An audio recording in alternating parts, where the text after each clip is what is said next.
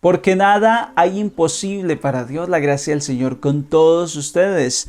En este miércoles 3 de febrero tengo el gusto de compartirles el Evangelio de San Marcos en el capítulo 6, versículos 1 al 6.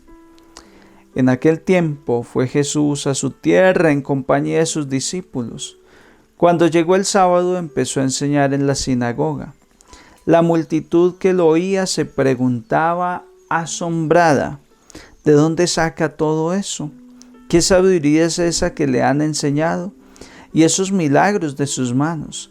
¿No es este el carpintero, el hijo de María, hermano de Santiago y José y Judas y Simón? ¿Y sus hermanas no viven con nosotros aquí? Y desconfiaban de él. Jesús les decía: no desprecian a un profeta más que en su tierra, entre sus parientes y en su casa.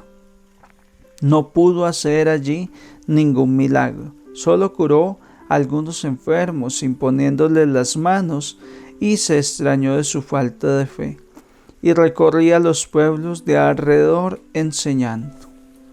Palabra del Señor. Gloria a ti, Señor Jesús. Hace 2000 años, los paisanos de Jesús, sus coetáneos, aquellos que lo vieron crecer, los vecinos, sospecharon de Jesús. ¿Acaso no lo conocemos? ¿Acaso no es el carpintero? ¿De dónde saca tanta sabiduría, tanta cosa? Y aunque Jesús había sido ahí tan cercano de ellos que debía brindarles confianza, esto les generaba desconfianza. 2000 años después puede pasar lo mismo contigo y conmigo. Dios ha sido tan cercano a nosotros, desde siempre ha estado ahí cuidándonos, desde el vientre materno Dios nos ha amado. Dios ha sido tan cercano, pero puede ser que nuestra actitud sea de Dios se trae algo entre manos. Yo como que sospecho de Dios. ¿Acaso Dios merece esto de mí? ¿Es justo con Dios ser tan prevenidos con Dios, ser tan incrédulos muchas veces? Creo que no es justo. La actitud que tomamos muchas veces frente a las cosas de Dios, de repulsión, es de rechazo, lo dejo para después, es que no creo mucho, es que el papá dijo, es que los padres dicen. Excusas. No hay peor ciego que el que no quiere ver. Y a veces buscamos la excusa. El pueblo de Israel buscó esa excusa. Ciego que no quería ver. Dice la palabra de Dios que Jesús no pudo hacer milagros.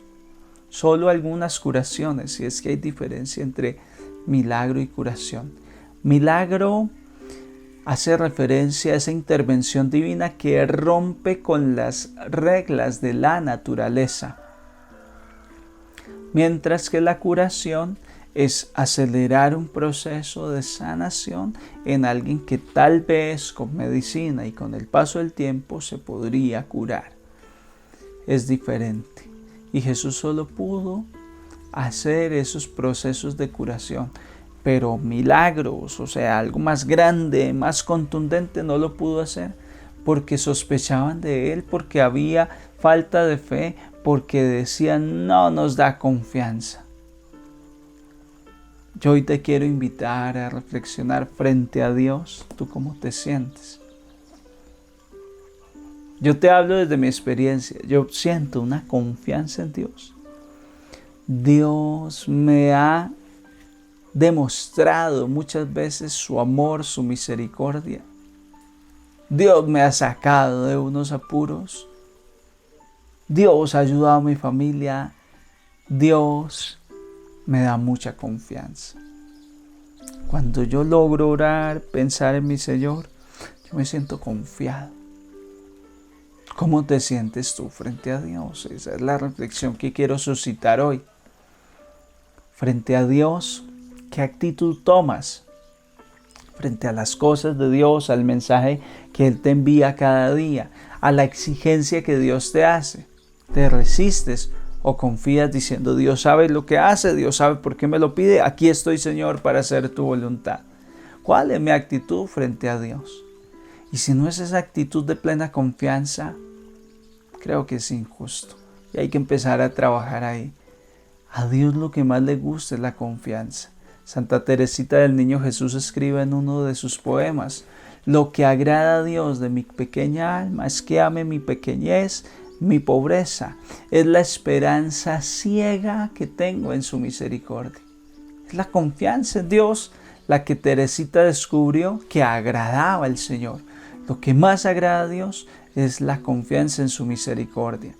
Y en el diario de Sor Faustina encontramos también este testimonio, que lo que más agrada a Dios es que confiemos en su misericordia, porque es el atributo más grande, la característica más grande de Dios. Y lo que traspasa el corazón de Dios, que lo hiere, es la desconfianza. ¿Por qué desconfiar de Dios? ¿Por qué desconfiar que Dios sabe lo que está haciendo en plena pandemia? ¿Por qué desconfiar de que Él me proveerá de lo necesario mañana? ¿Acaso Dios merece mi desconfianza? Eclesiástico capítulo 2, verso 10. Mira, contempla a las generaciones antiguas. ¿Quién que haya puesto su confianza en el Señor quedó defraudado? ¿Quién? Absolutamente nadie ha quedado defraudado. A todo aquel que ha puesto su confianza en Dios, Dios lo ha sustentado, Dios le ha sido fiel.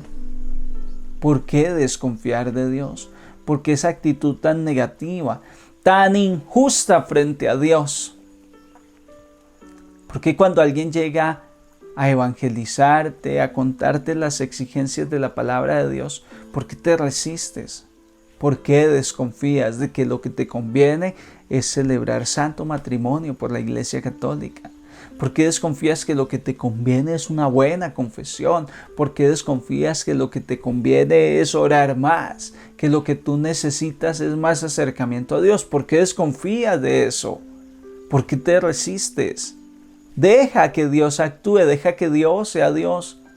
No seas como el pueblo de Israel, que no permitió los milagros por falta de fe, por esa actitud de sospecha, por esa actitud de desconfianza.